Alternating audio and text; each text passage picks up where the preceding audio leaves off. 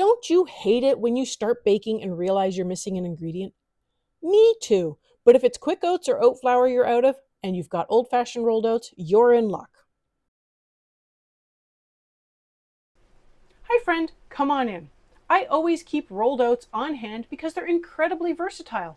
Oatmeal cookies, granola bars, energy balls, you name it. But one of the best pantry tricks, you can take old-fashioned oats and quickly turn them into quick oats or oat flour with just a blender or food processor. Now, a quick note on the types of oats there are. Old-fashioned oats are whole oat groats that have been steamed and rolled flat. Quick oats are simply rolled oats that have been chopped into smaller pieces. Oat flour is made by grinding oats into a fine powder, like flour made from wheat berries. And steel-cut oats are whole oat groats cut into pieces. And while I really like steel-cut oats, they're not something I bake with. Knowing all that, when you pulse rolled oats a few times, you've got quick oats. Pulse longer and you've got coarse oat flour.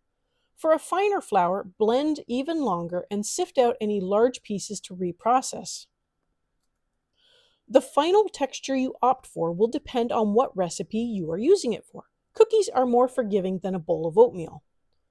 I like a coarse texture when making energy balls. The small bits absorb the sauce well and help hold everything together, while the larger pieces add texture. If you want to see that in action, the video for those energy balls is coming out Tuesday, so keep an eye out. If you enjoy simple pantry staples like this, go ahead and hit that subscribe button. I've got more quick wins coming your way. Thanks for hanging out with me.